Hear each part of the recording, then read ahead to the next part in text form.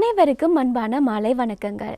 ஆரோக்கியம் நிகழ்ச்சியின் மூலம் உங்கள் அனைவரையும் இந்த இனிமையான மாலை பொழுதிலே சந்திப்பதில் மிக்க மகிழ்ச்சி. ஆரோக்கியம் நிகழ்ச்சி பற்றி நீங்கள் யாவரும் மறந்திருப்பீர்கள். நாங்கள் வாரந்தோறும் ஒவ்வொரு மருத்துவ ரீதியிலான பிரச்சனைகள், நோய் நொடிகள் பற்றி அந்தந்த துறையிலே சிறந்து விளங்கக்கூடிய வைத்திய நிபுணர்கள் மூலம் கேட்டு பல கலந்துரையாடல்களில் ஈடுபட்டு கொண்டு வருகிறோம். நாங்கள் கலந்துரையாடும் இந்த ஒவ்வொரு விடயங்களும் நிச்சயம் உங்கள் அனைவருக்கும் ஒரு பயனுள்ள விடயமாகவும் விழிப்புணர்வாகவும் அமையும் என்ற நம்பிக்கையோடு இன்றைய மது நிகழ்ச்சிக்குள் செல்ல இருக்கிறோம். இன்றைய மது நிகழ்ச்சியிலும் கூட நாங்கள் மிக முக்கியமான ஒரு விடயத்தை பற்றி கலந்துரையாட காத்திருக்கிறோம். உலகளாவிய ரீதியில் மட்டுமல்லாது நமது நாடான இலங்கையும் கூட தாக்கியிருக்கக்கூடிய இந்த கொரோனா வைரஸ் பற்றி தான் நாங்கள் இன்று கலந்துரையாட காத்திருக்கிறோம். சென்ற வாரம் நமது ஆரோக்கியம் நிகழ்ச்சியிலும் கூட நாங்கள் இந்த கொரோனா வைரஸின் தாக்கம் பற்றி கலந்துரையாடியிருந்தோம். ஆனால் அந்த சமயத்தில் பாதிக்கப்பட்டோரின் எண்ணிக்கை அப்படி பார்க்கும்போது மிகவும் குறைந்த அளவிலான நபர்கள் தான் பாதிக்கப்பட்டிருந்தார்கள். ஆனால் இன்றைய அளவிலே கிட்டத்தட்ட 50 நபர்கள் இந்த கொரோனா வைரஸின் தாக்கத்துக்கு முகம் கொடுத்திருக்கிறார்கள். அது மட்டுமல்லாமல் பல நபர்கள், கிட்டத்தட்ட 200க்கும் மேற்பட்ட நபர்கள் கண்காணிப்பில் இருந்து கொண்டு இருக்கிறார்கள். இந்த ஒரு வார கிழமைக்குள் கிட்டத்தட்ட அதிகரிப்பு தான் ஏற்பட்டு கொண்டு இருக்கிறது. எனவே இந்த மாதிரியான ஒரு சமயத்தில் நம் அனைவருக்குமே விழிப்புணர்வு என்பது நிச்சயமாக வேண்டும் என்ற காரணத்தினால் நாங்கள் மீண்டும் ஒரு முறை இதனை பற்றி விளக்கமாக கலந்துரையாட காத்திருக்கிறோம். இதனை பற்றிய மேலும் பல முக்கியமான விடயங்களை நம்மோடு பகிர்ந்து கொள்வதற்காக இன்றமோடு ஒரு வைத்திய நிபுணர் கலந்து கொண்டு இருக்கிறார். அவர்தான் மட்டக்களப்பு போதனா வைத்தியசாலையின் விசேட பொது வைத்திய நிபுணரும் கிழக்கு பல்கலைக்கழகத்தின் சிரேஷ்ட விரிவுரையாளருமான டாக்டர் KT சுந்தரேசன் அவர்கள். வணக்கம் டாக்டர். வணக்கம் டாக்டர். இப்போ பார்த்தீங்கன்னா எல்லாருமே இந்த கொரோனா வைரஸ் பற்றி தான் பரவலாக கதைத்து கொண்டிருக்கிறார்கள். அதன் அடிப்படையில் பார்த்தீங்கன்னா நான் ஆரம்பத்திலே சொல்லியிருந்தேன், இந்த ஒரு கிழமைக்குள்ளேயே கிட்டத்தட்ட 50 நபர்கள் கிட்ட பாதிக்கப்பட்டு இருக்கிறார்கள், கண்டுபிடிக்கப்பட்டிருக்கிறார்கள். இன்னும் எத்தனை நபர்கள் இருக்கிறார் என்பது ஐயமாகத்தான் இருந்து கொண்டு இருக்கிறது. இந்த நிலைமையிலே இலங்கையிலே தற்போதைய நிலைமை என்னவாக இருந்து கொண்டிருக்கிறது? அதுவும் நீங்கள் ஒரு மட்டக்களப்பிலே ஒரு வைத்தியராக இருக்கிறீர்கள், சிரேஷ்ட வைத்தியராக இருக்கிறீர்கள். எனவே அங்கத்திய நிலைமை எப்படி இருந்து கொண்டிருக்கிறது? அதற்கு முன்பாக உலகளாவிய ரீதியில் உங்களுக்கு எல்லாருக்கும் தெரியும், கிட்டத்தட்ட 2 லட்சத்துக்கு மேற்பட்டோர் இப்போது பாதிக்கப்பட்டு 8,000 பேருக்கு மேற்பட்டோர் உயிரிழந்துள்ளார்கள். மற்றது இதை விட இப்போ சைனாவில் மிக முக்கியம், இன்றைய காலையில் வந்த நியூஸ் முதலாக 2 மாதத்துக்குள்ளே எந்த விதமான புது நோயாளிகளும் இல்லை. அது மகிழ்ச்சி தரக்கூடிய ஒரு செய்தி. நன்றாக கண்ட்ரோல் பண்ணியிருக்கிறார்கள். அதுபோல் அதே நேரத்தில் இத்தாலி மற்ற ஈரான் போன்ற நாடுகளில் மிக வேகமாக பரவிக்கொண்டு வருகின்றது. இலங்கையை பொறுத்தவரையில் பல நல்ல விஷயங்கள் நான் சொல்லலாம் நினைக்கின்றேன். நீங்கள் கூறியவரை தற்போது 50க்கு மேற்பட்டோர் பாதிப்புக்குள்ளார் இருக்கிறார்கள். அதே நேரத்தில் இது இன்னும் கூடுவதற்குரிய வாய்ப்புகள் இருக்கின்றது. 200க்கு மேற்பட்டோர் கண்காணிப்பில் இருக்கின்றார்கள். அதைவிட பலர் தனிப்பட்ட முறையில் குடும்பங்கள் தனிப்படுத்தப்பட்டும் பாதுகாக்கப்பட்டு வருகின்றார்கள். இலங்கை சுகாதார ஸ்தாபனம் அல்ல இலங்கை அரசாங்கம் உண்மையிலேயே நாம் பெருமை கொள்ள வேண்டிய விஷயம் என்று கேட்டால் சிறப்பாக பல நடவடிக்கைகளை எடுத்திருக்கின்றது. அது இலங்கை ரீதியிலும் ஒவ்வொரு மாவட்டங்களையும் சிறப்பாக நடைபெற்று கொண்டிருக்கின்றது. அதனால் நம்ம அந்தளவுக்கு ஐயப்பட வேண்டிய அவசியமில்லை. ஆனால் இன்னும் இந்த நோய்கள் வளரக்கூடிய வாய்ப்புகள் அதிகமாக இருக்கின்றது. மற்றது உங்களுக்கு தெரியும், பலர் பல வெளிநாட்டிலிருந்து வந்தவர்கள் தனிப்படுத்தப்பட்டு சில கேம்புகள் இருக்கின்றார்கள்.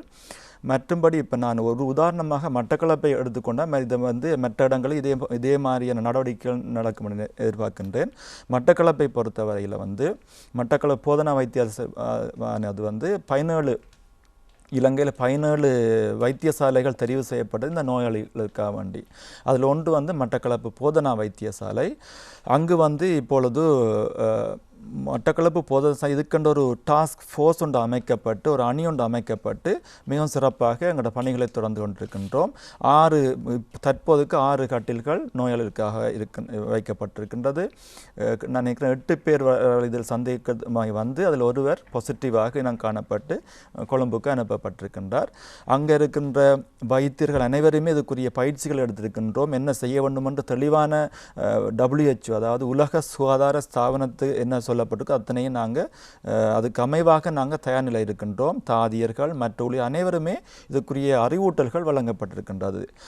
அதே போல் மட்டக்களப்பு வைத்தியசாலையை போல அதுக்கு அடுத்த கட்டமாக மட்டக்களப்பு மாவட்டத்தில் 2 நாட்களுக்கு முன்பு நாங்கள் கூடி ஒரு டாஸ்க் ஃபோர்ஸ், இன்னொரு மாவட்ட ரீதியாகவும் ஒரு டாஸ்க் ஃபோர்ஸ் வந்து உருவாக்கப்பட்டது. மாவட்ட அரசாங்க அதிபர் மற்றும் வேறு முக்கியமான இடங்களில் உள்ளவர்களும் சேர்ந்து ஒரு அணியை நாங்கள் உருவாக்கின்றோம். மக்களுக்கு எந்தளவு இந்த அறிவூட்டலை ஏற்படுத்துவது, அவர்கள் எந்த அளவுக்கு உதவி செய்யலாம்ன்றது அங்கே நாங்கள் பேசினோம். அதில் நான் வந்து பெர்டிகுலர் மெடிக்கல் அசோசியேஷன் தலைவர் என்ற முறையில் நானும் அந்த டாஸ்க் ஃபோர்ஸில் ஒரு அங்கத்தினராக இருக்கின்றோம். எங்களுக்கும் அந்த அரசாங்க அதிபர் மற்ற உத்தியோகர்களிடம் நேரடியான ஒரு கலந்துரையாடல் நடந்து கொண்டே இருக்கின்றது. இந்த சோஷியல் மீடியா மூலம் நடந்து கொண்டிருக்கு. ஆனால் சொல்லக்கூடிய விஷயம் வந்து இலங்கை மக்கள் நாம் மகிழ்ச்சிப்பட வேண்டிய விஷயம் வந்து இலங்கை நாடும் இலங்கை மக்களும் இலங்கை அரசாங்கமும் சுகாதார அமைச்சும் ஒவ்வொரு டிஸ்ட்ரிக்ட்டும் இதுக்கு தயார்நிலைப்படுத்தி கொண்டிருக்கிறதை நான் தெளிவாக பார்க்கின்றேன். வேண்டிய அந்த ப்ரிவென்ஷன் வராமல் தடுக்கக்கூடிய வேண்டிய நடவடிக்கைகளை நாங்கள் எடுத்துக்கொண்டிருக்கின்றோம். இருந்தாலும் வளர்வதை நாம் முற்றுமுழுதாக தடுக்கலாட்டியும் வர விளைவுகளையும் சரிப்படுத்த. ஏனென்று கேட்டால் பல நாடுகளில் பார்த்தீங்கன்னா இப்போ இதில் சக்ஸஸ்ஃபுல் வெற்றிகரமாக எந்தெந்த நாடுகள் இதை சரியாக கட்டுப்பாட்டுக்குள் கொண்டு வந்திருக்கான்னு பார்த்தோமானால் இப்போ சைனா, இப்போ நான் பார்த்தோம் ஒரு புது கேஸும் இல்லை. சிங்கப்பூர் 200க்கும் மேற்பட்ட நோயாளிகள் ஒருத்தர் கூட மரணம் அடையவில்லை. இதற்கெல்லாம் காரணம் 2. ஒன்று அரசாங்கத்தின் தெளிவான திட்டமிடல். அதே நேரத்தில் வந்து இப்போ இத்தாலி போன்ற நாடுகளோ யூகே போன்ற நாடுகள் தோல்வி ஓரளவு அவங்க ஆரம்பத்தில் பல தோல்விகளை ஏற்பதற்கு காரணம் அவங்களோட திட்டமிடலில் சில தவறுகள் நடந்தது ஒரு காரணம். இப்போ சைனா சிங்கப்பூர் போன்ற நாடுகளில் தெளிவான திட்டமிடல் மற்றது மக்கள் தெளிவான அறிவூட்டல் அது முக்கியம். என்றால் இந்த நிகழ்ச்சி வந்து நம்ம சொல்ல போன்ற பல விஷயங்கள் வந்து மக்களுக்கு எட்ட வேண்டும் என்ற அவங்களோட ஒத்துழைப்பு இல்லாமல் இது வந்து வெற்றிகரம் அடைய முடியாது. பொதுவாக டாக்டர் இந்த வைரஸின் தாக்கம் அப்படின்னு சொல்லி கதைக்கும் போது இந்த கொரோனா வைரஸின் தாக்கம் தான் வந்து மிக அதிக அளவில் வந்து கதைக்கப்பட்டு கொண்டிருக்கிறது. ஆனாலும் இப்போ நாளாந்தம் பார்த்தீங்கன்னாலும் இந்த வைரஸ் தாக்கம் என்பது பொதுமக்களிடையே இருந்து கொண்டு வர்ற ஒரு விடயம் தான். அதில் இப்போ பொதுவாக ஒரு உதாரணமாக காமன் ஃப்ளூன்றது வந்து நிறைய நபர்களுக்கு வந்து தானாகவே சரியாகிற ஒரு விஷயம். இதற்கு முன்னரும் கூட இந்த மாதிரியான வைரஸ் தாக்கம் அதனால் வந்து மனிதர்கள் பல பேர் வந்து பாதிக்கப்பட்டிருப்பார்கள் இல்லையா டாக்டர்? அதனை பற்றியும் நாங்கள் ஒரு விளக்கத்தை. அதே நேரத்தில் இதையும் நான் சொல்ல விரும்புகிறேன். தற்போது இப்போ அமெரிக்காவில் வந்து ஃப்ளூ நமக்கெல்லாம் தெரியும், ஃப்ளூன்ற காய்ச்சல் இங்கெல்லாம் வந்து போகிறது உங்களுக்கு தெரியும். அதால் இந்த வருடம் மட்டும் கிட்டத்தட்ட 15-16 மில்லியன் பேர் பாதிக்கப்பட்டிருக்கின்றார்கள். கிட்டத்தட்ட 16,000 பேர் உயிரிழந்துள்ளார்கள். அப்போ இந்த நாம் பார்க்குற அந்த கொரோனா வைரஸை விட மிக அதிகமான உயிரிழப்பை ஏற்படுத்தி அமெரிக்காவில் ஏற்பட்டிருக்குது. அதனுடைய இது வந்து ஒப்பீட்டளவில் இதுவரையில் அந்தளவு பெரிய உயிரிழப்பை ஏற்படுத்தவில்லை. ஆனால் பல அறிஞர்கள் விஞ்ஞானிகள் எதிர்கூற ஒரு விஷயத்தையும் நாம் கூற வேண்டும் என்று கேட்டால் ஒரு ஆஸ்திரேலியாவில் ஒரு யூனிவர்சிட்டி இதை பற்றி அனலைஸ் பண்ணி போட்டு சொல்லியிருக்கிறாங்க. எதிர்கூறுவாங்க கிட்டத்தட்ட 15 மில்லியன் மரணம் ஏற்படலாம் என்று எதிர்ப்பு கூறியிருக்கின்றார்கள். ஆனால் என்னை பொறுத்தவரையில் இப்போ எல்லா முந்தைய நிலைமையை விட இப்போ எல்லாருக்கும் அறிவு இருக்கின்றது. இந்த சோஷியல் மீடியா மூலம் தெளிவாக இருக்கின்றோம். அரசாங்கம் சரியாக நடவடிக்கை எடுக்கிறபடியாக நான் நினைக்கின்றேன் இதை விட குறைவான இறப்புகளுடன் நாம் இதை தவிர்க்கலாம் என்று நினைக்கின்றேன். ஆனால் அந்த எதிர்ப்புகள் 15 மில்லியன். மற்றது என்ன வைரஸின் தாக்கம் அப்படின்னு சொல்லி மற்ற வைரஸ் நீங்கள் வைரஸ் என்ற இப்போ தொற்று நோய் சொட்டா நோய் என்று 2 வகையாக இருக்கின்றது. தொற்றா நோய்கள் தான் இந்த டயபெட்டிக் போல வருத்தங்கள், கேன்சர், ஆஸ்மா, கிட்னி வருத்தங்கள், லிவர் வருத்தங்கள் தொற்றா நோய்களுக்குள் அடங்கும். தொற்று உண்மையிலேயே 70% உயிரிழப்பு வந்து உலகத்தில் வாரது வந்து தொற்றா நோய். அதையும் நாம் தொற்றா நோய் இதை விட பயங்கர உயிர்கொல்லி நோய். தொற்று நோய் என்ற நேரத்தில் அது பல வகையான நுண்ணுயிர்களாக வரலாம். பாக்டீரியாக்கள், வைரஸ்கெல்லாம் மிக முக்கியமாக நாம் பேசுகிற விஷயம். இப்போ வைரஸ் என்று இருக்கும் பொழுது அண்மையில் அந்த டெங்கி ஃபீவரும் டெங்கு காய்ச்சலும் ஒரு வகையான வைரஸ், நமக்கு சாதாரண வர தடுமல் காய்ச்சல் ஒரு வகையான வைரஸ், மற்றது ஃப்ளூ ஒரு வகையான வைரஸ், மீசில்ஸ் என்று சொல்லப்படுது ஒரு வகையான வைரஸ், அம்மை நோய், சிக்கன் பாக்ஸ் என்று சொல்லி இதெல்லாம் வைரஸுக்குள்ளே அடங்கும். இந்த நேரத்தில் வேணுமெண்டா இதையே நான் சொல்லலாம். இந்த வைரஸ் கொரோனா வைரஸை பற்றி நான் வேணுமெண்டா இந்த இடத்துல நான் கூறுகின்றேன். இந்த கொரோனா வைரஸ் வந்து நமக்கு புதுமை இல்லை. இப்பொழுது வந்த இந்த கொரோனா வைரஸ் ஒரு வகையான புதிய வகை கொரோனா வைரஸாக இருக்கலாம். ஆனால் கொரோனா வைரஸ் என்பது விஞ்ஞானிகளால் கிட்டத்தட்ட 1960ஆம் ஆண்டுகள்லாம் இது கண்டுபிடிக்கப்பட்டு 6 வகையான கொரோனா வைரஸ் இதுவரை இருந்தது. அதில் 4 வகை வந்து சாதாரண தடுமல் காய்ச்சலை உருவாக்கக்கூடிய அந்த கொரோனா வைரஸ். நம்ம எல்லாருக்குமே வருகின்ற அந்த தடுமல் காய்ச்சல் வந்து 4 வகையான கொரோனா வைரஸை தாராளமாக வந்து போகின்றது. ஒரு பெரிய உயிரிழப்பும் ஏற்படுவது இல்லை. இதன் பின்பு 2002ஆம் ஆண்டு வந்து ஒரு பெரிய இது இப்போ நடக்கிற இந்த கொரோனா வைரஸ் போல sauce, sauce, severe acute respiratory syndrome என்று சொல்லுவோம். அப்படி ஒரு கொரோனா வைரஸ் தாக்கம் வந்தது. அதால் உயிரிழப்புகள் ஏற்பட்டது. சில ஆயிரக்கணக்கான பாதிக்கப்பட்டு கிட்டத்தட்ட 10% அதால் உயிரிழந்தார்கள். அதுக்கு அடுத்ததாக 2012ஆம் ஆண்டு MERS எனப்படும் ஒரு வகையான கொரோனா வைரஸ் தாக்கம் வந்தது. மிடில் ஈஸ்ட் ரெஸ்பிரேட்டரி சிண்ட்ரோம் என்றா சவுதியில் ஆரம்பிக்கப்பட்டு அதில் கிட்டத்தட்ட 135% உயிரிழந்தார்கள். இப்போ நம்ம இப்போ இருக்கிற இந்த கொரோனா வைரஸ் வந்து COVID-19 என்று பெயரிட்டு அழைக்கின்றோம். அதால் உயிரிழப்பு ஒப்பீட்டளவில் குறைவு. 100ல் 2-3 பேர் உயிரிழந்தார்கள். சாஸ் 100% உயிரிழந்திருக்கின்றார்கள். MERS 135%. ஆனால் அந்த முதல் ரெண்டுமே எண்ணிக்கை பாதிக்கப்பட்ட எண்ணிக்கை குறைவு. ஆனால் இப்போ இருக்கிற COVID-19 இப்போ இருக்கிற கொரோனா வைரஸ் பாதிக்கப்பட்ட எண்ணிக்கை அதிகம். அதுக்கு ஒரு காரணம் என்று கேட்டால் பலர் 180% பார்த்தீங்கன்னா மிக சிறிய நோய் அறிகுறிகள் காரணமாக இருக்கிறது. நம்ம திடீர்னு போய் அவங்க வைத்தியம் உதவி நாளாத காரணத்தில் இலகுவாக பரவக்கூடிய வாய்ப்புகள் இருந்தது. ஆனால் இதில் பரவுகிற வாய்ப்புகள் அதிகம், உயிரிழப்பு வீதம் குறைவு. அது ஒரு முக்கிய காரணம் ஏன் இந்த அளவுக்கு விரைவாக பரவுன்றது. இதுதான் இந்த வைரஸ் பற்றி நான் ஒரு விளக்கம் தந்தேன். கொரோனா வைரஸ் அப்படின்னு சொன்னோன்னே மக்கள் ரொம்பவே பதட்டம் அடைகிறதுக்கான காரணம் இந்த மரணம் வீதம் இருக்குமோ அப்படின்ற அதில் இப்போ டாக்டர் சொன்ன ஒரு விடயத்தை பற்றி பார்க்கும்போது 2-3% மரணங்கள் தான் இதனால் ஏற்படும் என்பது நிறைய நபர்களுக்கு இப்போ ஒரு சாட்டிஸ்ஃபைடான ஒரு விஷயமாகவும் இருந்திருக்கு.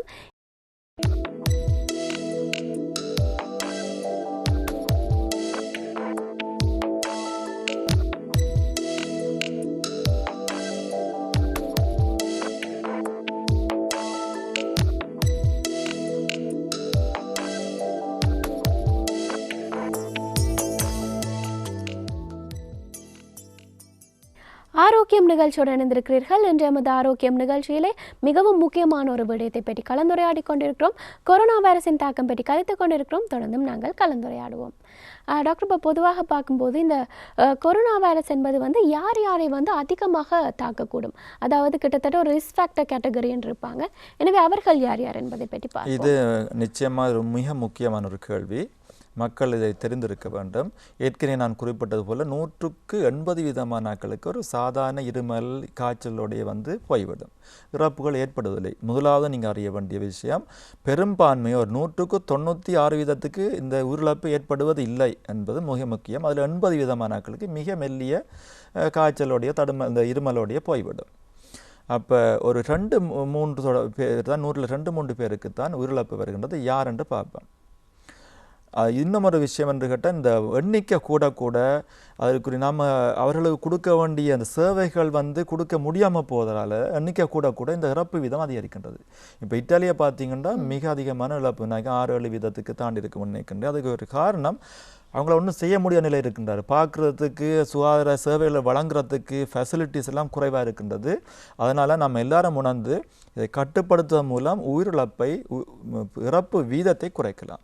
இப்போ நீங்கள் கேட்ட கேள்விக்கு வருகின்றேன், யாருக்கு இது அதிகமாக இருக்கின்றது என்றால், இது யாருக்கு உடம்பில் எதிர்ப்பு சக்தி குறைவாக இருக்கின்றதோ அவர்களுக்கு உயிரிழக்கக்கூடிய சாத்தியக்கூறு அதிகமாக இருக்கின்றது.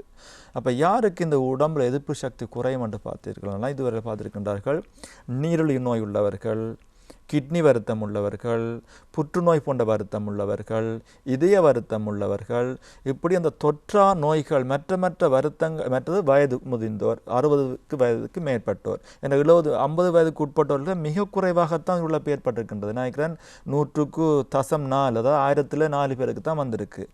ஆதலால் இதில் ஒரு முக்கியமான செய்தி நமக்கு இருக்கின்றது, நம்முடைய உடம்போட எதிர்ப்பு சக்தியை அதிகரிக்க வேண்டும். எதிர்ப்பு சக்தி குறைந்தவர்களுக்குத்தான் இந்த இறப்பு வீதம் அதிகமாக காணப்படுகின்றது. பொதுவாக டாக்டர், இப்போ இந்த கொரோனா வைரஸின் தாக்கம் அப்படின்னு சொல்லி கதைக்கும் போது இப்பொழுது உருவாக்கி இருக்கக்கூடிய இந்த கொரோனா வைரஸ் எங்கேருந்து தொடங்கினது? நிறைய நபர்கள் ஒவ்வொரு விதமான விடயங்கள் சொல்கிறார்கள். ஒரு சில நபர்கள் இறைச்சியிலிருந்து வந்ததாக எல்லாம் கூறுகிறார்கள். எனவே எங்கே இருந்து இது தொடங்கினது? இந்த கொரோனா வைரஸ் ஆனது மனிதனிலும் சில விலங்குகளிலும் அதிகமாக இருக்கின்றது.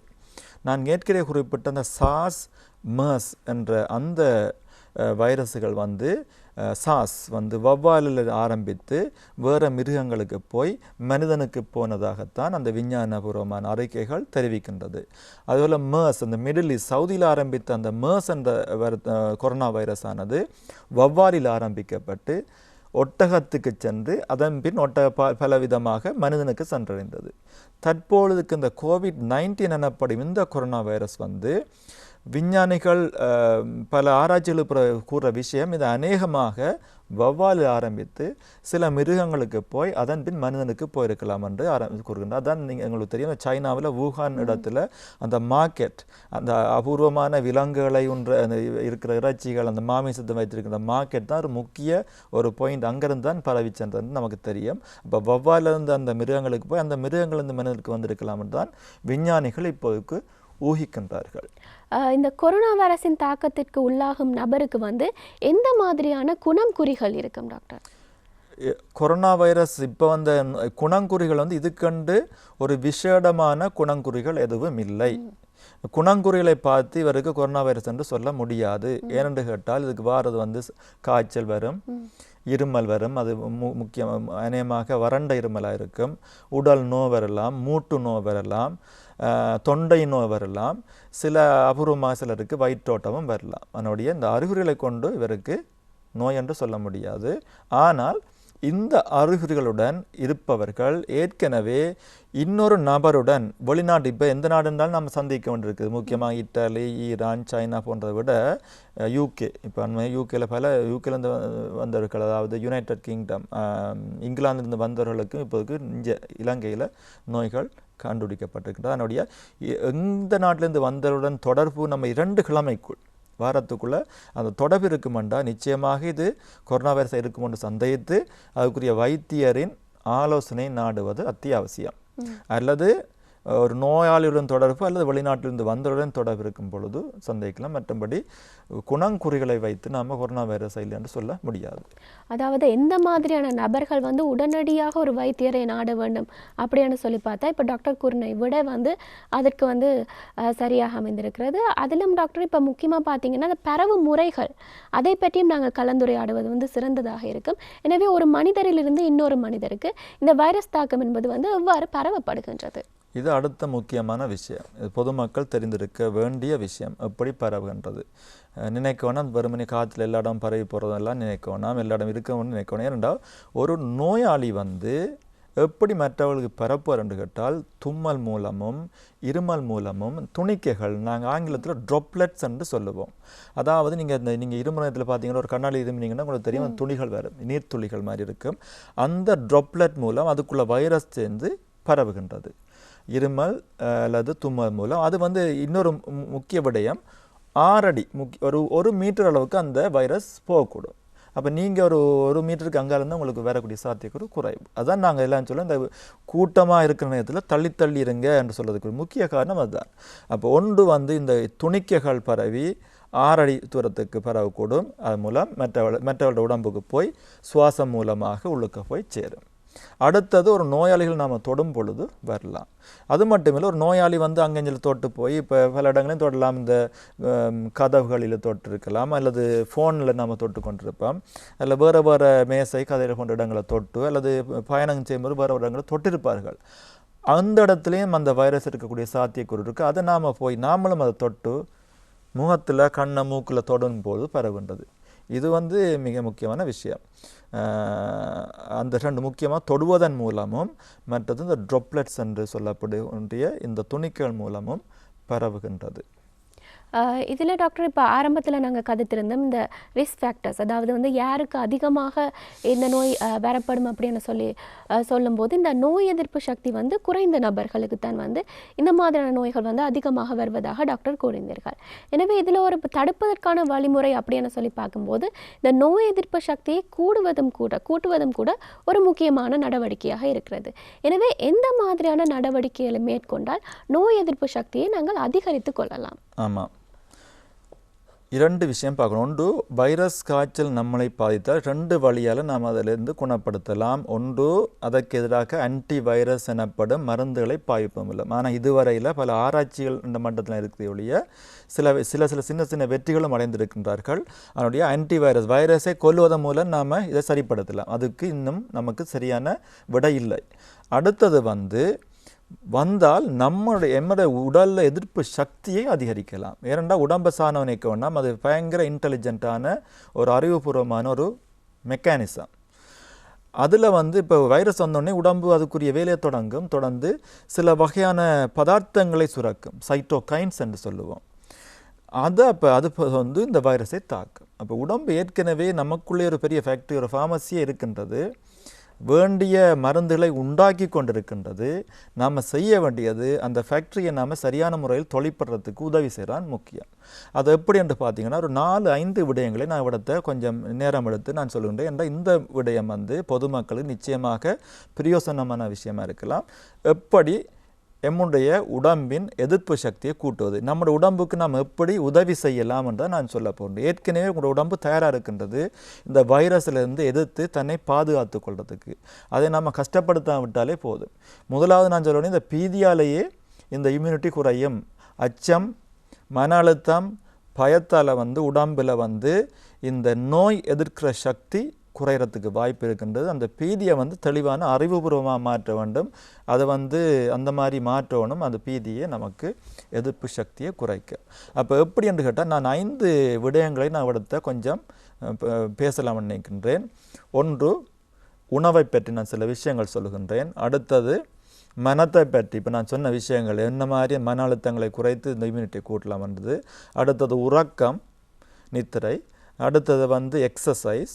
இன்னொரு முக்கியமான ஒரு விடயத்தை நான் இதில் பகிரலாம் நினைக்கிறேன். இது வந்து ஹெர்ப்ஸ், அதாவது மூலிகைகள். இதில் உண்மையிலே பலரும் சொல்லலாம். இப்போ நான் வந்து ஒரு ஆங்கில மருத்துவத்தை பின்பற்றுவேன்.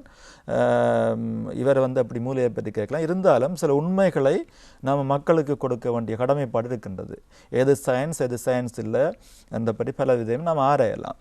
அப்போ முதலாவது உணவை பொறுத்தவரையில் வந்து தாவரத்தை அடிப்படை, இதெல்லாம் சொன்ன இப்போ அத்தனை விஷயங்களும் விஞ்ஞானபூர்வமான விஷயத்தை நான் கதைக்க வேண்டிய சொந்த கருத்துக்கள் அப்படி இருக்கும்போது நான் சொல்லுவேன். இப்போ கதைக்க வேண்டிய அநேகமான விஷயங்கள் வந்து விஞ்ஞானத்தை அடிப்படையாக கொண்ட விஷயத்தை நான் சொல்ல விரும்புகின்றேன். உணவை பொறுத்தவரையில் வந்து ஒன்று, தாவரத்தை அடிப்படையாக கொண்ட உணவுகள் வந்து எதிர்ப்பு சக்தி அதிகரிக்கும். ஏன் அப்படி என்று சொன்னால், முக்கியமாக இலக்கறிகள், பழங்கள், நட்ஸ், அந்த என்ன சொல்லுவோம் பருப்பு வகைகள், அப்படியானவைகள். மற்றது சில ஸ்பைசஸ் என்ன சொல்லுவோம், இந்த மஞ்சள், கருவா போன்றவைகளும் அதுக்குள்ள அடங்கும். இதில் அடுத்த கேள்வி, ஏன் இந்த தாவர உணவை அடிப்படையாக கொண்ட இந்த உணவுகள் வந்து எப்படி உடம்பில் எதிர்ப்பு சக்தியை கூட்டும்? உங்களுக்கு எல்லாருக்குமே தெரியும், வைட்டமின்கள் இருக்கும். ஒரு 10-15 வைட்டமின் அறிந்திருப்பீங்க. விட்டமின் பி, ஏ, சி, டி அப்படி கணக்கு இருக்குது. ஒரு 10-15 இருக்குது. அது வந்து நமக்கு பல நன்மைகளை செய்யும். அதுவும் உடம்பு எதிர்ப்பு சக்தியை கூட்டும். அடுத்ததாக உங்களுக்கு தெரியும், சில கனிப்பொருட்கள், மினரல்னு சொல்லுவோம், கால்சியம், ஜிங்க் என்று சொல்லுவோம். அப்படி பல வகையானது இருக்குது. அதுக்கும் உடம்புக்கு பல நன்மைகளை செஞ்சு கொண்டிருக்கின்றது. அது அத்தியாவசியம். இதை விட நமக்கு பலருக்கும் தெரியாதது, பல படித்தவர்களுக்கும் தெரியாத ஒரு முக்கியமான விடயம் என்று கேட்டால், தாவரங்களில் மட்டுமே காணப்படுற ஒரு விஷயம் என்று கேட்டால், தனித்துவமான ஒரு விஷயம், ஃபைட்டோ நியூட்ரியன்ஸ் எனப்படும் ஒரு வகையான பதார்த்தம். ஃபைட்டோன்ற தாவரம் என்ற அர்த்தம். இது 10-15 ஆயிரக்கணக்கில் இருக்குது. இது வந்து இயற்கையால் இல்லை இறைவனால் நமக்கு கொடுக்கப்பட்ட ஒரு மேஜிக் பில் என்று சொல்லலாம். இறைவனால் கொடுக்கப்பட்ட ஒரு மருந்து தான் இந்த தாவரங்கள். இது அதிகமாக சரி உள்ள தாவரங்களை தான் நம்ம மூலிகை என்று சொல்கிறோம். அதை தான் இந்த சித்த வைத்தியங்களும் ஆயுர்வேதம் பாவிக்கிறோம். அதைத்தான் இந்த ஃபைட்டோ நியூட்ரியன்ஸை வச்சு தான் இதை செய்கிறோம்.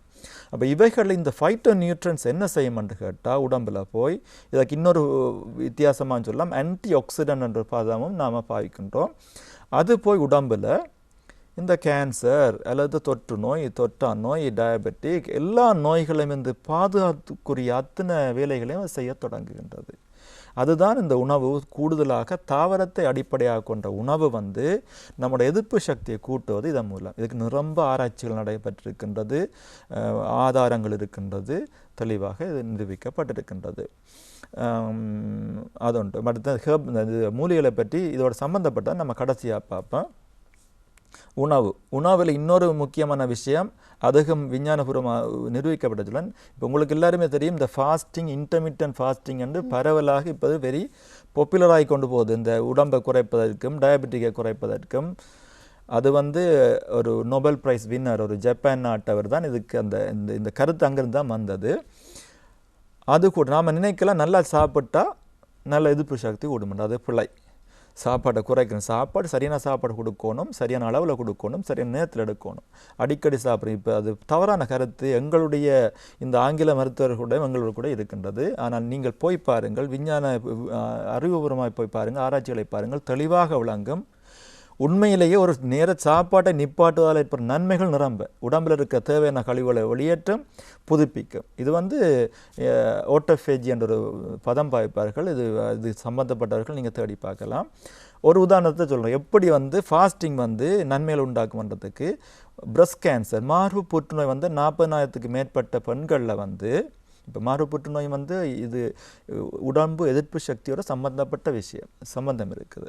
40,000 பேர்பட்ட பார்த்த நேரத்தில் அவங்க அவதானித்த ஒரு விஷயம் என்னென்று கேட்டால் 13 மணித்தியாலத்துக்கு மேற்பட்ட அளவு சாப்பிடாமல் இருக்கும் பொழுது அவர்களுக்கு இந்த மார்பு புற்றுநோய் பரவுகின்ற வேகமாக போகின்ற வீதம் 76% குறைந்திருக்கின்றது. அப்போ இது ஒரு உதாரணம். ஆனபடியால் விரதம் இருத்தல் உங்களுக்கு தெரியும், எல்லா மதத்தினரிடம் இந்த விரதம் இருத்தல் முக்கியமான விஷயம். விரதம் அல்ல நோன்பு இருத்தல் உங்கள் உடம்பை பாதுகாக்கும், நோய் எதிர்ப்பு சக்தியை அதிகரிக்கும். அப்போ இதுதான் உணவை பற்றி இன்னும் நிரம்ப பேசிக்கொண்டே போகலாம். சுருக்கமாக அவ்வளோதான் நான் உணவை பற்றி சொல்லக்கூடிய விஷயம். அடுத்த நம்ம மனத்தை பற்றி பார்ப்போம். டாக்டர், இப்போ பார்க்கும்போது அதாவது கொரோனா வைரஸ் தாக்கம் மட்டுமல்லாமல் பலவிதமான கிருமி தாக்கத்திலிருந்து பாதுகாக்கக்கூடிய மிக முக்கியமான விடயமே நமது உடம்பில் இருக்கக்கூடிய நோய் எதிர்ப்பு சக்தியை அதிகரிப்பது. அதற்கு டாக்டர் 5 விடயங்களை பற்றி விளக்கமாக கதைக்க போயிருந்தீர்கள். அதில் முதலாவதாக நாங்கள் உணவு பழக்க வழக்கத்தை பற்றி மிகவும் விளக்கமாக பார்த்திருந்தோம். அடுத்ததாக மன அழுத்தம், அதை பற்றியும் கதைக்க போகின்றீர்கள். தொடர்ந்தும் நாங்கள் இந்த மாதிரியான பல முக்கியமான விடயங்களை பற்றி கலந்துரையாட காத்திருக்கிறோம்.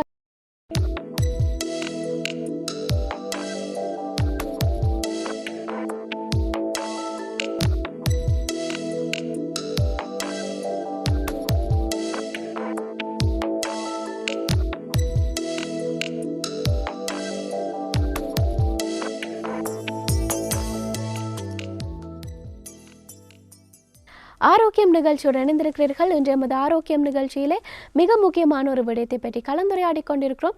கொரோனா வைரஸின் தாக்கம் பற்றி கதைத்து கொண்டிருக்கிறோம்.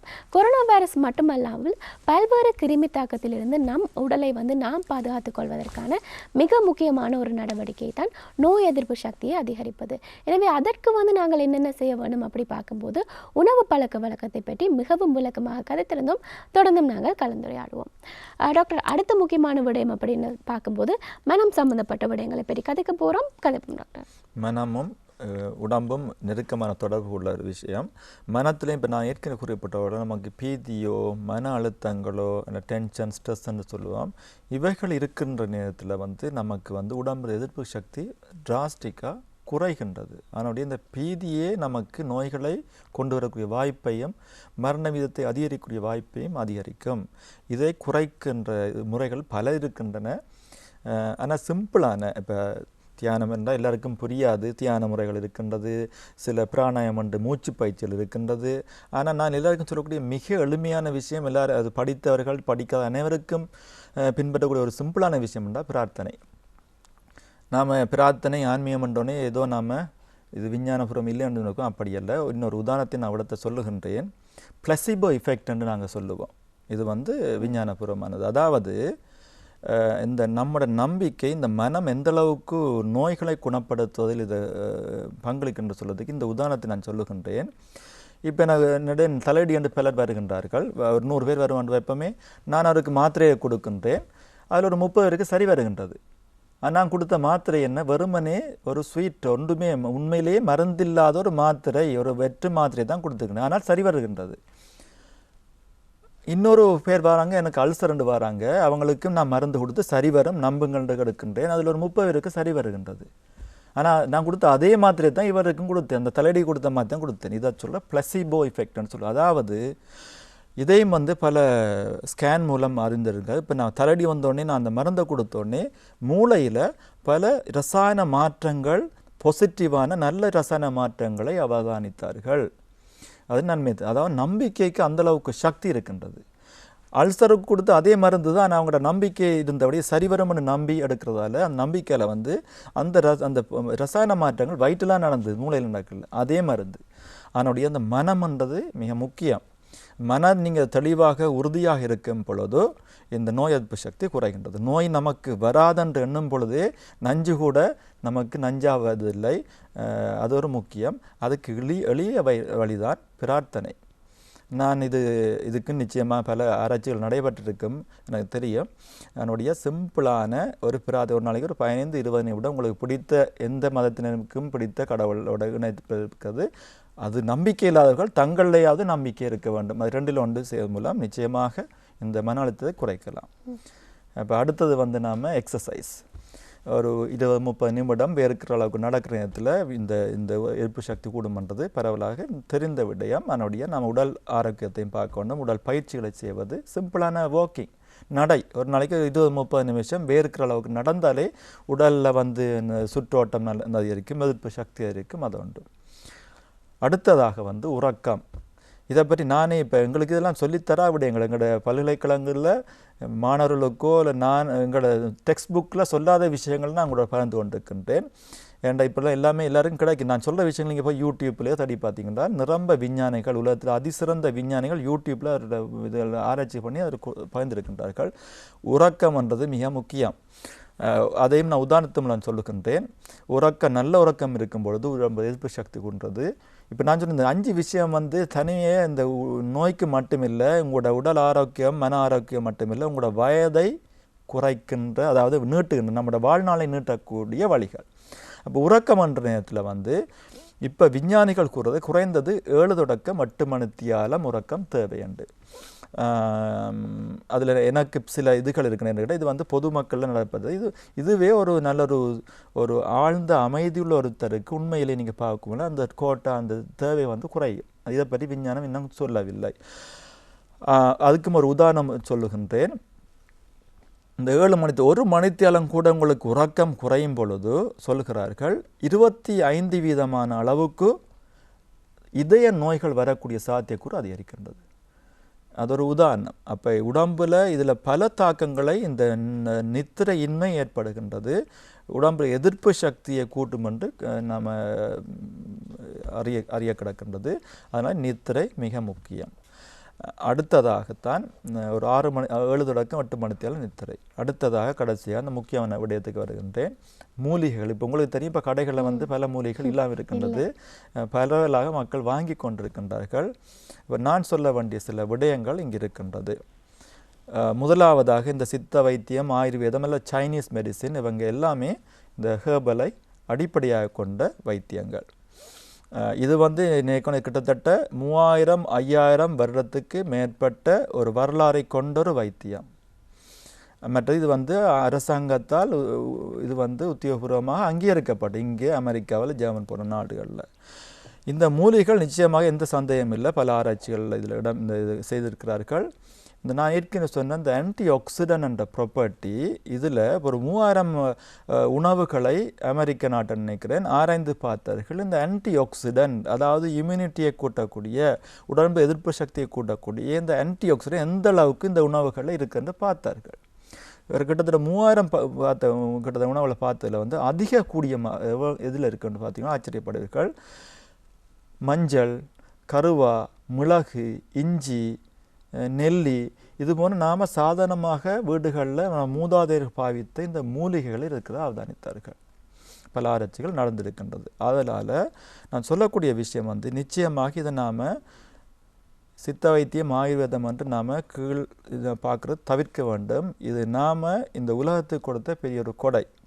அது ஆங்கில மருத்துவர்களும் இதை உணர வேண்டும் என்று கேட்டால் ஒரு உதாரணத்தை சொல்ல, இந்த சைனா வூகான் நடந்த இந்த வைரஸ் தாக்கத்தில் வந்து அதில் ஒரு ப்ரெஸ் கான்ஃபரன்ஸை பார்த்தேன். அது கொடுத்தவர் வந்து சாதனை இல்லை, ஒரு மிக மூத்த ஒரு அறிஞர், ஒரு வைத்தியர், ஒரு ஆங்கில மருத்துவத்தை பின்பற்றக்கூடிய ஒரு செஸ் ஃபிசிஷியன், ஆல்சோ எபிடிமியாலஜிஸ்ட்.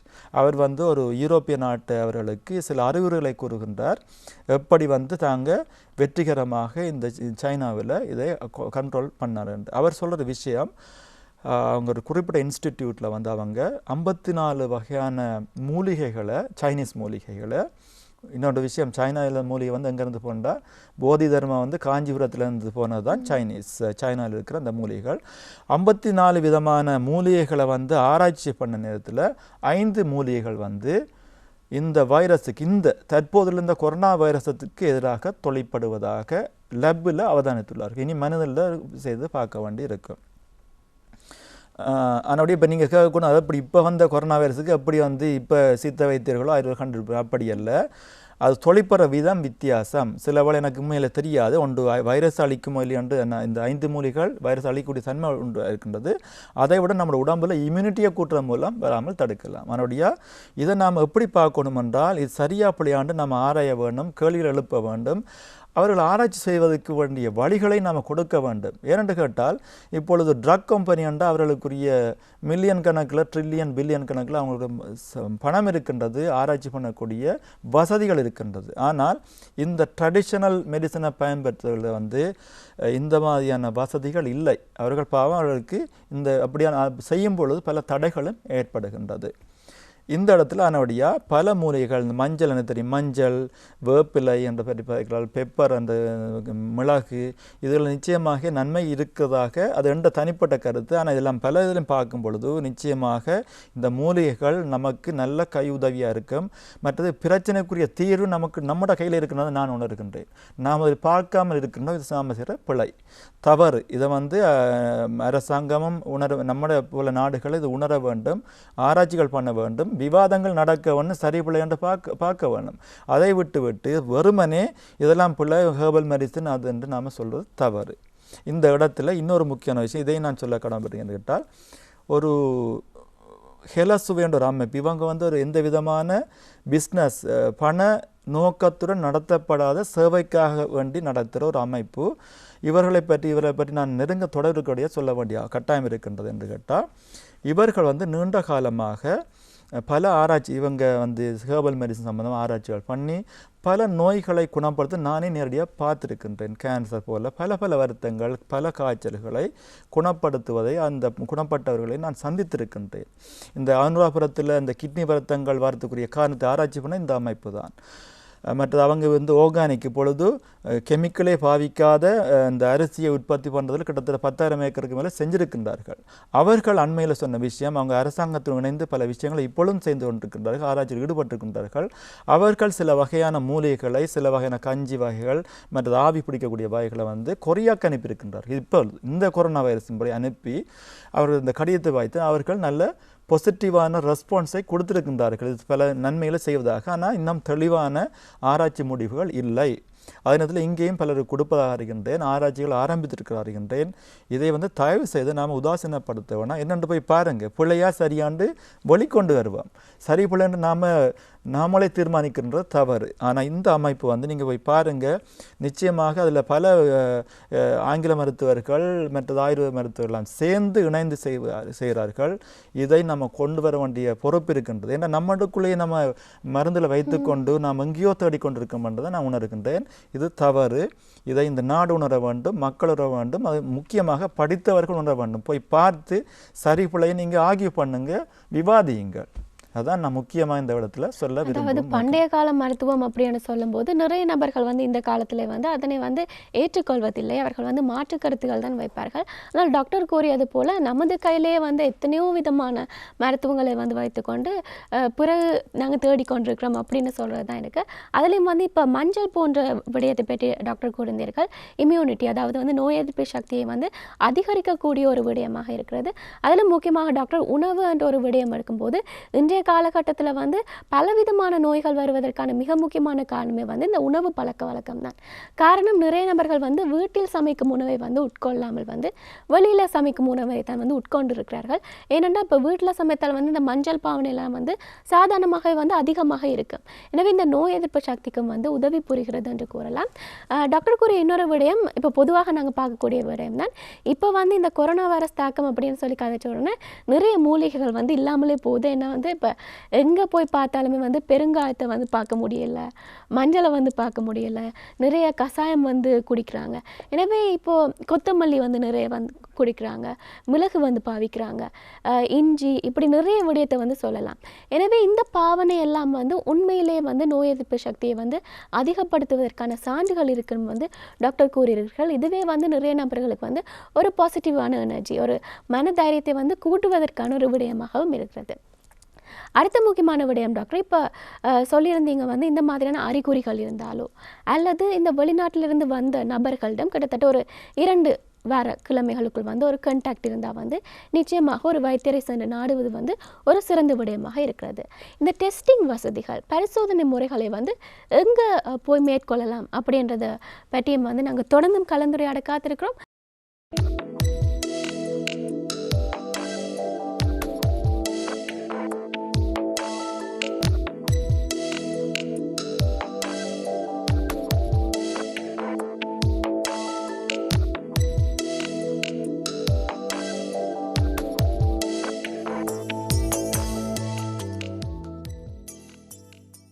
ஆரோக்கியம் நிகழ்ச்சியுடன் இணைந்திருக்கிறீர்கள். இன்று நமது ஆரோக்கியம் நிகழ்ச்சியிலே மிக முக்கியமான ஒரு விடயத்தை பற்றி கலந்துரையாடி கொண்டிருக்கிறோம். கொரோனா வைரஸ் தாக்கம் பற்றி கதைத்து கொண்டிருக்கிறோம். தொடர்ந்தும் நாங்கள் கலந்துரையாடுவோம். டாக்டர், இப்போ பொதுவாக வந்து நமது நோய் எதிர்ப்பு சக்தியை அதிகப்படுத்தக்கூடிய பல முக்கியமான நடவடிக்கைகளை பற்றி பார்த்துருந்தோம். அடுத்த முக்கியமான ஒரு விடயம் தான் தடுக்கும் வழிமுறைகள். அதையும் கூட நாங்கள் விளக்கமாக கதைக்க வேணும். கதைப்போம் டாக்டர். ஆமாம், அதில் பொதுமக்கள் தெரிய வேண்டிய 2 விஷயங்கள் இருக்கின்றது. ஒன்று வந்து உங்களுக்கு தெரியும், இந்த ஃபேஸ் மாஸ்க் என்று சொல்லுவோம், தமிழில் முக அணி என்று சொல்லுவோமே, ஃபேஸ் மாஸ்க் என்று சொல்லுகின்றது. அதை பற்றி அறியணும் என்கிட்ட இது 2-3 விடயங்கள் இருக்கின்றது. ஒன்று, இதை தேவையில்லாமல் பயன்படுத்துகிறால நமக்கு வைத்தியர்களுக்கும் அல்லது தாதியர்களுக்கும் மற்றவர்களுக்கும் இல்லாமல் போகின்றது. நான் அறிகின்றேன், சிலர்கள் சில துணிகளை பாவித்து கொண்டு சில வைத்தியர்கள் மறைப்பதாக பெரிய பரிதாப நிலையும் ஏற்பட்டிருக்கு. அதனுடைய முதலாவது அறிய வேண்டிய விஷயம், யார் யார் இந்த ஃபேஸ் மாஸ்க் அணிவதற்கு யாருக்கு தேவை என்றதை பார்ப்போம். நான் சொல்வது வந்து உலக சுகாதார ஸ்தாபனம் WHO, வேர்ல்ட் ஹெல்த் ஆர்கனைசேஷன் என்ன சொல்லுன்னு பார்த்தோமானால், ஒன்று, நோய் வாய்ப்பட்டவர்கள் வந்து நான் சொன்னேன் இந்த ட்ராப்லெட் என்றால் பரப்புவாங்க, தும்முவதில் இருமுவதில், அவர்கள் கட்டாயம் வந்து இந்த ஃபேஸ் மாஸ்கை பாவிக்க வேண்டும். அதால் மற்றவர்களுக்கு பரவுவதை தடுக்கலாம். ஒன்று. இரண்டாவது வந்து அந்த நோயாளிகளை பார்க்க போகும் வைத்தியர்களோ தாதியர்களோ பிற உத்தியர்களோ கட்டாயம் பாவிக்க வேண்டும். அவர்கள் வந்து அது வித்தியாசமான அணிகள் உங்களுக்கு தெரியும், சில வகையான தொப்பிகள், சில வித்தியாசமான ஃபேஸ் மாஸ்க், உடுப்புகள், மற்றது காலில் ஷூஸ், அப்படி பல விதமான இருக்கின்றது. அது உங்களுக்கு தெரியணும். ஒரு தரம் போகிறதுக்கு கிட்டத்தட்ட 10,000 ரூபா அந்த ஃபுல் கிட்.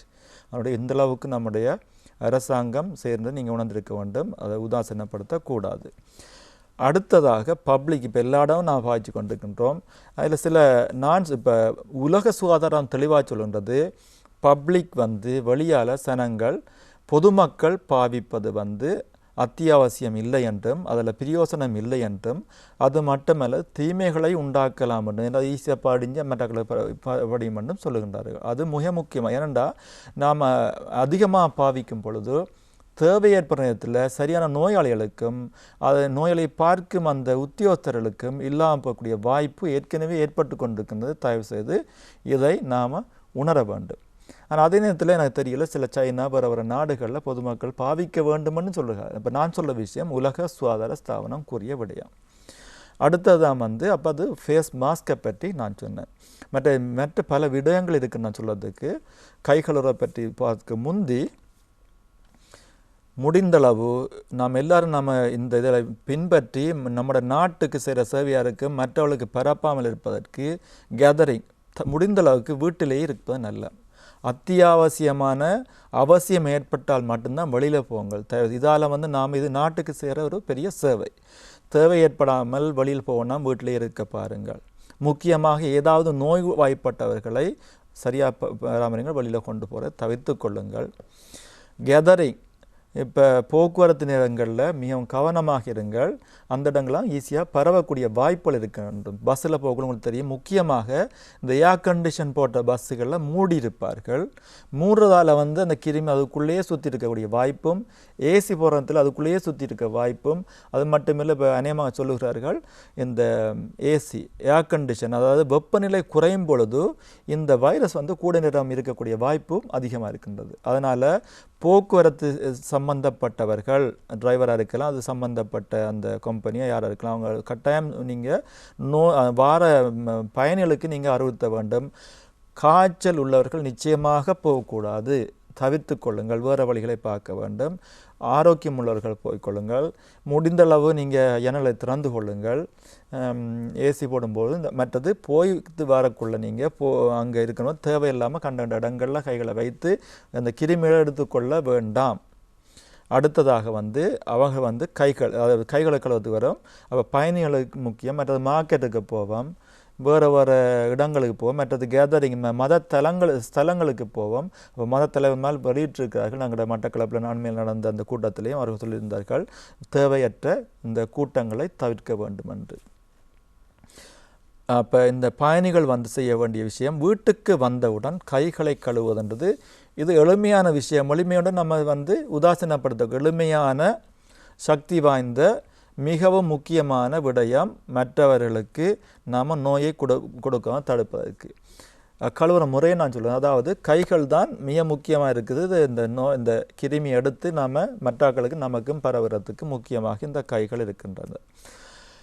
கைகளை கழுவுவது அப்படி ஒரு நாளைக்கு சொல்கிறார்கள், ஒரு 4-5 தடவை கழுவ சொல்கிறார்கள். முக்கியமாக இது அவ்வளோ சம்பந்தப்பட்டது, இதை விட அதிகமாக கழுவ வேண்டியிருக்கலாம். வெறும் நீர், தண்ணி மற்ற சோப் கொண்டு கழுவினால் இந்த வைரஸ் போய்விடும். எப்படி கழுவன்று கேட்டால், இந்த உள்பக்கங்களை சோப்பிட்டு தண்ணியிட்டு கழுவி கொள்ள வேண்டும். பிறகு இந்த வெளிப்பக்கங்கள் இருக்கும், அதை கழுவுவது. அதன் பின்பு இடுக்குகளை கழுவிக்கொள்வது.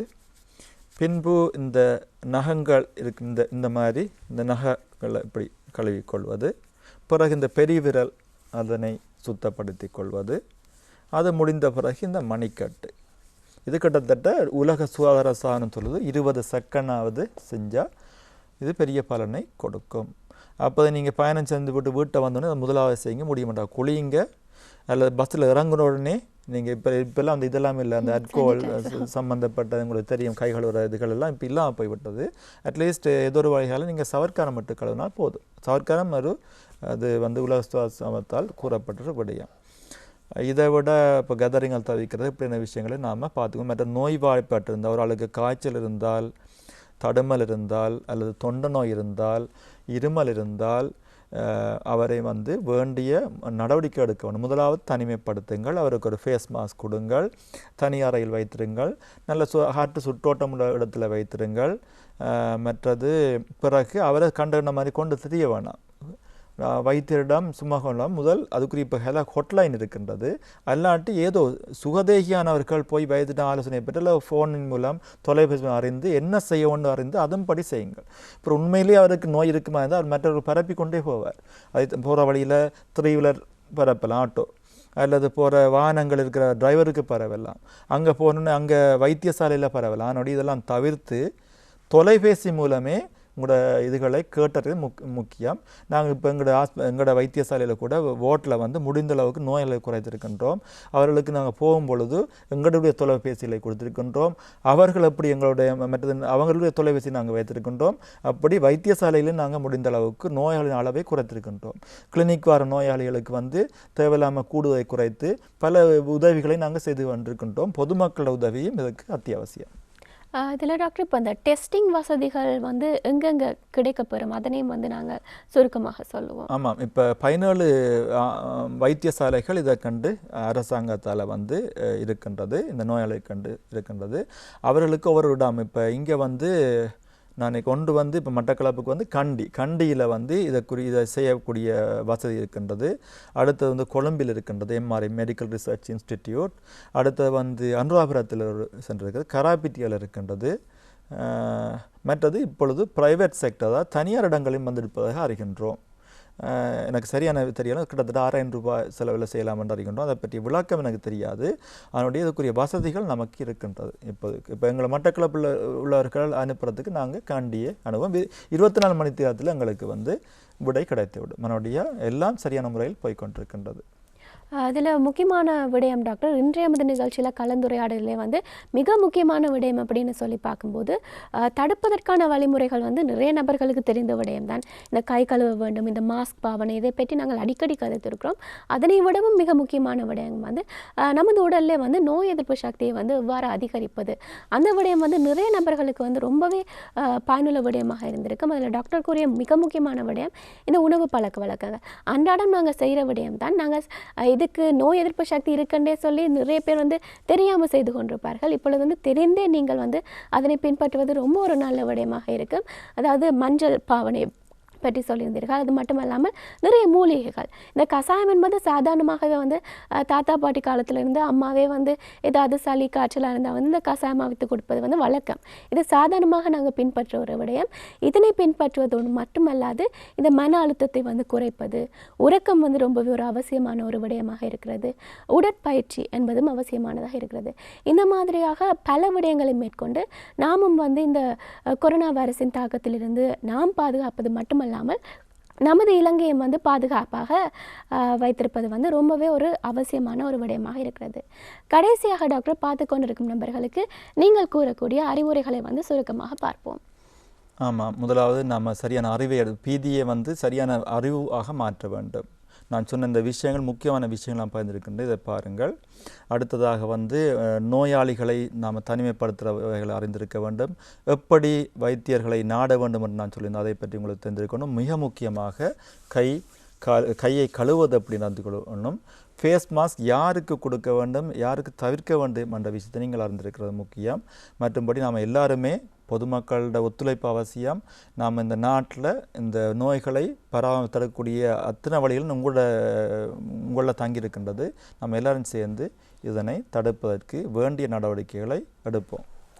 இன்றைய மத ஆரோக்கியம் நிகழ்ச்சியில் நாங்கள் மிக முக்கியமான ஒரு விடயத்தை பற்றி கலந்துரையாடினோம். கொரோனா வைரஸின் தாக்கம் பற்றி கதைத்திருந்தோம். இன்றைய மத நிகழ்ச்சியில் கலந்து கொண்டு இந்த கொரோனா வைரஸ் தாக்கத்திலிருந்து நம்ம எவ்வாறு பாதுகாத்துக் கொள்ளலாம் போன்ற பல முக்கியமான விடயங்களை நமக்காக வழங்கியிருந்தார் மட்டக்களப்பு போதனா வைத்தியசாலையின் விசேட பொது வைத்திய நிபுணரும் கிழக்கு பல்கலைக்கழகத்தின் சிரேஷ்ட விரிவுரையாளருமான டாக்டர் KT சுந்தரேசன் அவர்கள்.